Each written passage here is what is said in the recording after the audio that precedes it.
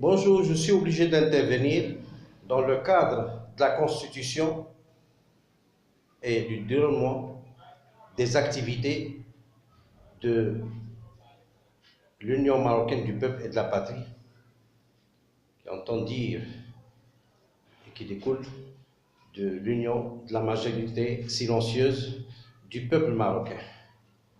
Les partis, on en a vu depuis l'indépendance, qui ont géré le Maroc de main de fer, de sphinx. Et ces partis, vous voyez aujourd'hui les résultats auxquels nous avons abouti. Malgré le contrôle, l'autorité, la grandeur, la générosité du roi Mohamed VI et de ses aïeuls, Sa Majesté Feu Hassan II. Et donc, moi, ma mission, ce n'est pas de recréer un parti pour gérer les affaires qui rapporteront au parti des milliards, vider les caisses des institutions d'État marocains.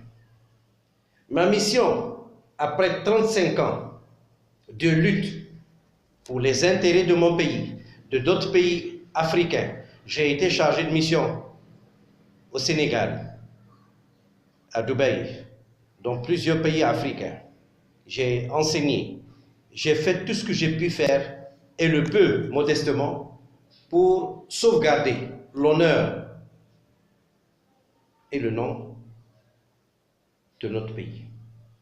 Ceux qui parlaient depuis l'année dernière, depuis 2015, de l'Union marocaine du peuple et de la patrie, que j'ai fondée avec le professeur Ikram Yassine de Beni Mellal, avec beaucoup de gens de Fès et de tout le Maroc. Un parti en constitution, mais ce n'est pas un parti, c'est un rassemblement. Nous sommes tous aujourd'hui concernés lorsqu'on voit les résultats de la gestion catastrophique des partis qui sont arrivés à gérer des gouvernements successifs jusqu'à M. Abdillah Benkiran, qui là, il a signé l'arrêt de mort de 39 millions ou 40 millions de Marocains. Et vous en savez beaucoup plus que moi, puisque moi je suis à l'extérieur.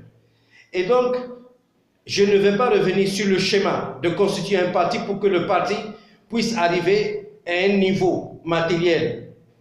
Non, je cherche à stabiliser l'économie du Maroc. Je cherche à donner du travail à plus de 4 ou 5 millions de chômeurs, dont 470 000 tiennent les épées et les couteaux dans les rues.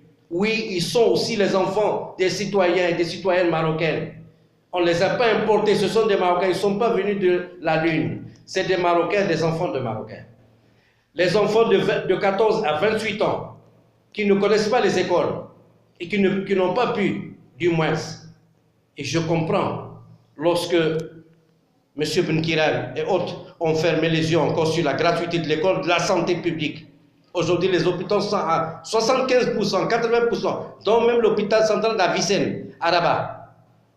Inutilisable, impraticable.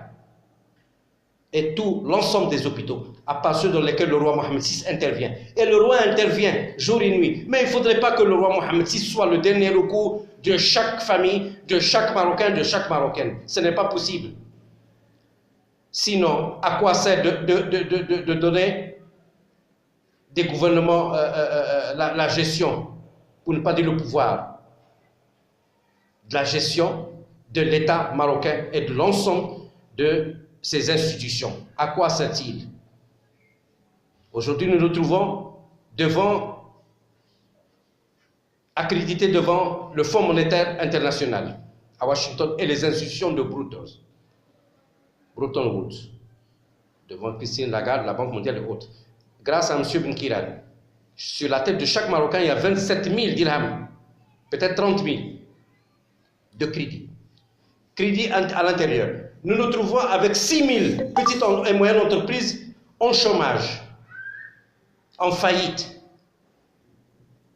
Nous nous trouvons avec des grands agriculteurs et d'autres surtout encore avec la sécheresse que je ne souhaiterais pas cette année, qui sont morts. Nous nous trouvons avec une jeunesse qui est désespérée.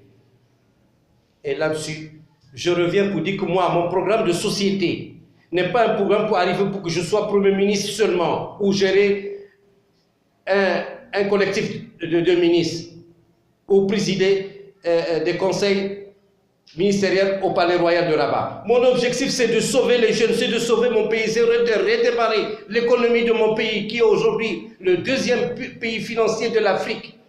Le Maroc participe dans les banques, à Abidjan, au Mali, en Côte d'Ivoire, au Gabon, au Soudan, en Guinée, un peu partout, participe dans beaucoup de choses, dans les usines de pêche, comme avant-hier à Yopougon, en Côte d'Ivoire, participe dans la cimenterie et participe dans l'économie d'émergence de l'Afrique. Nous sommes un exemple. Il faudrait qu'on reste stable dans cette position. Alors, voilà ce que je défends, moi Rachid Lamarty. Ce que je défends, ce n'est pas la constitution d'un parti, un nouveau parti. Le parti ne m'intéresse pas, ils ont échoué. Aucun d'eux ne m'intéresse. Je n'ai aucun rapport avec aucun secrétaire général, ni Omari, ni personne, ni Ben Kiran. Je les déteste. Je les haïs pour tout ce qu'ils ont fait à notre peuple. Ils ont rendu notre peuple pauvre, plus pauvre qu'avant, alors que nous sommes une nation riche. Je le déclare, je n'ai aucune relation avec les chefs de partis politiques marocains, les chefs des mafias que j'appelle toujours depuis Washington, je l'ai dit, depuis Paris, depuis Abidjan et depuis partout, depuis Dubaï, depuis l'Arabie Saoudite. Je n'ai aucun rapport avec ces chefs historiquement, tristement, historiquement mafiosi. Aucun rapport. Je ne soutiens aucun. Je soutiens le peuple marocain. Je soutiens le roi Mohamed VI dans ses projets sociaux et gigantesques pour qu'on puisse réaliser et hisser notre pays parmi les grandes nations.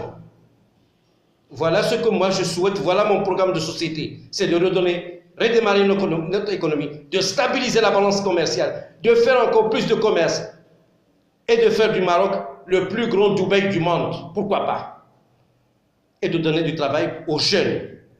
Voilà pour tous ceux qui ne connaissent pas mon programme, qui ne connaissent pas l'union marocaine du peuple et de la patrie, et l'union de la majorité silencieuse du peuple marocain. J'aimerais que tous les jeunes, tous les syndicats et les syndicalistes me rejoignent pour qu'on puisse